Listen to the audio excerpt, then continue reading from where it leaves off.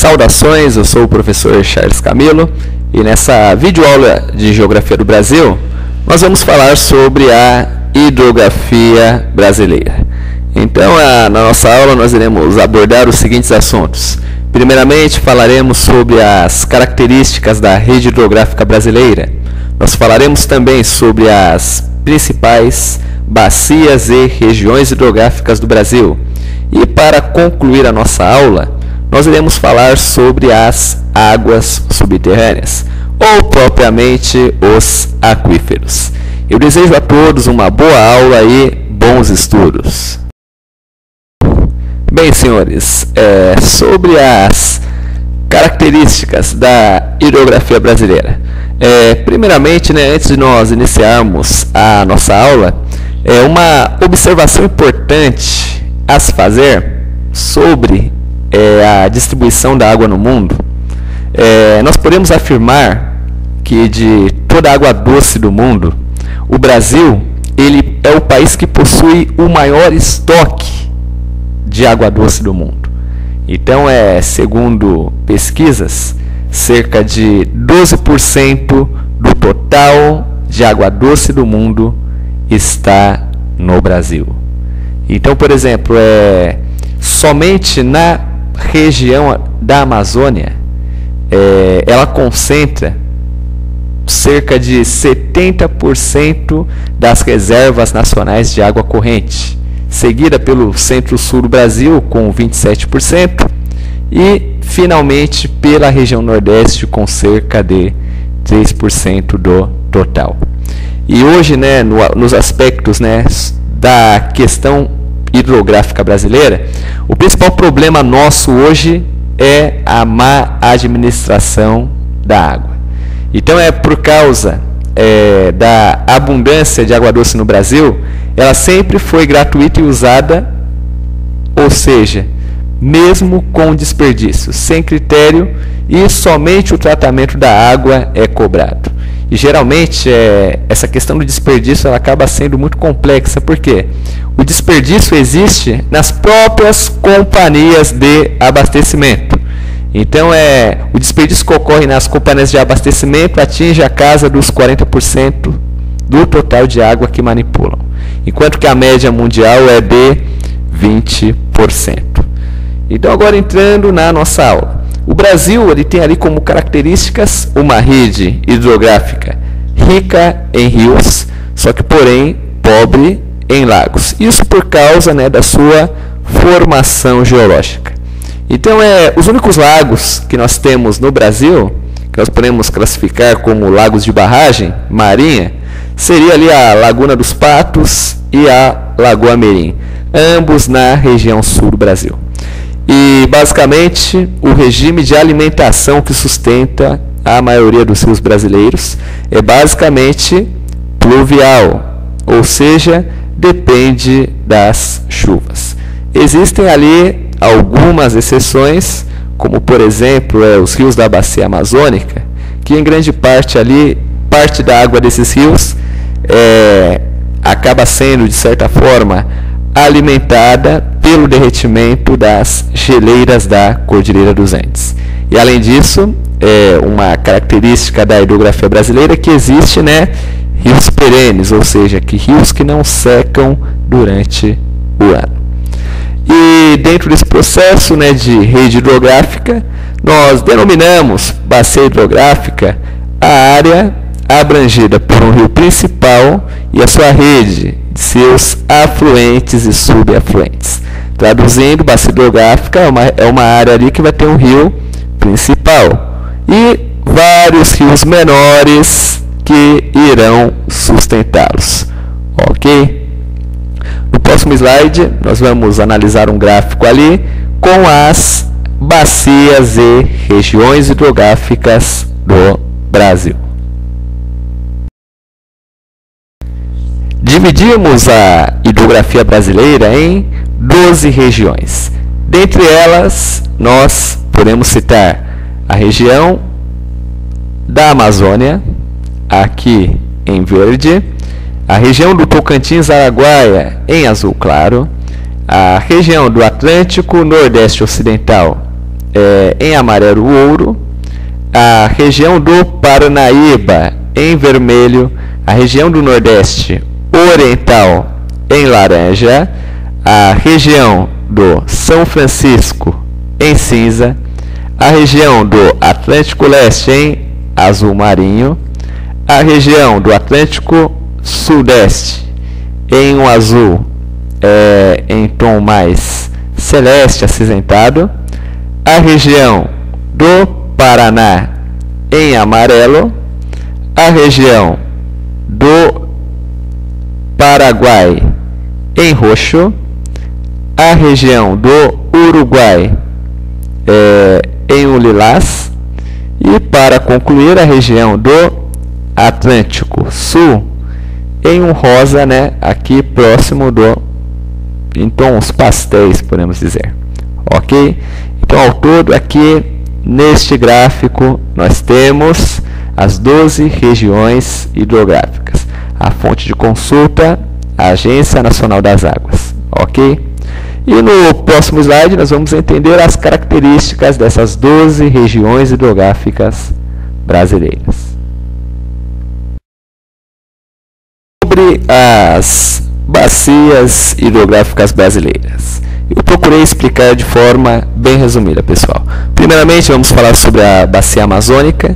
A Bacia Amazônica ela abrange uma área com cerca de 6 milhões de quilômetros quadrados e 3,9 milhões estão no território brasileiro, sendo considerada a maior bacia hidrográfica do mundo e possivelmente a maior bacia hidrográfica do território nacional. A característica principal da bacia amazônica é que o rio Amazonas é considerado o maior rio do mundo, tanto em vazão quanto de extensão das suas águas, seguido pela a bacia do Tocantins-Araguaia. A bacia do Tocantins-Araguaia ela ocupa uma área de 9,5% do território brasileiro e durante muito tempo ela havia sido incluída na bacia amazônica, devido à proximidade da foz de ambos os rios. Ou seja, existe uma proximidade entre a foz do rio Amazonas e do rio Tocantins. E nas classificações antigas, a bacia do rio Tocantins-Araguaia estava inserida na bacia amazônica. Só que hoje, a bacia amazônica é uma bacia e a bacia do Tocantins-Araguaia ela é outra, ok? E o rio Tocantins ele tem ali um afluente principal, que é o rio Araguaia, que é importante no ponto de vista de seu volume de água e de extensão. Bacia do Rio São Francisco. A bacia do Rio São Francisco ela ocupa cerca de 7,5% do território nacional e, juntamente com a bacia do Tocantins-Araguaia, ela acaba sendo, de certa forma, uma bacia totalmente brasileira. Então, diferentemente da bacia do Rio Amazonas, que parte está no Brasil e parte está em outros países, a bacia do Rio São Francisco, juntamente com a bacia do Tocantins-Araguaia, são bacias nacionais. O Rio São Francisco ele nasce no estado de Minas Gerais e ele percorre áreas de clima semiárido, ou seja, parte da região Nordeste. E a característica principal do Rio São Francisco é que ele é um rio perene, ele não seca durante o ano. Aí logo depois nós temos as bacias do Rio Paraná, Rio Paraguai, Uruguai ou, conforme nós chamamos também, de Bacia Platina. E geralmente ela é constituída por 3 rios principais e os seus afluentes. Então, quais são esses 3 rios?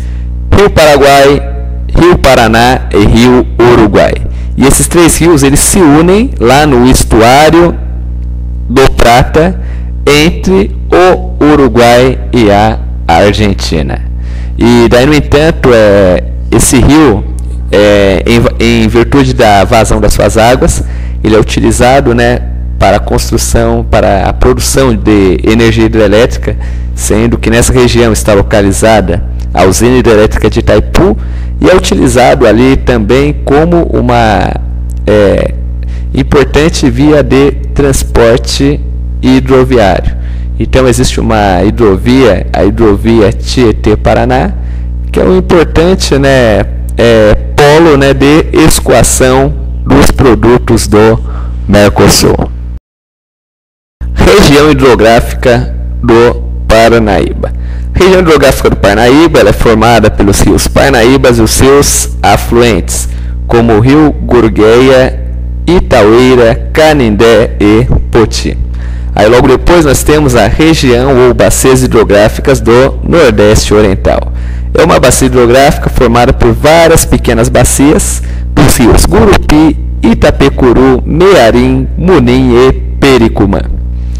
Seguido, né, pela região das bacias do Nordeste Ocidental.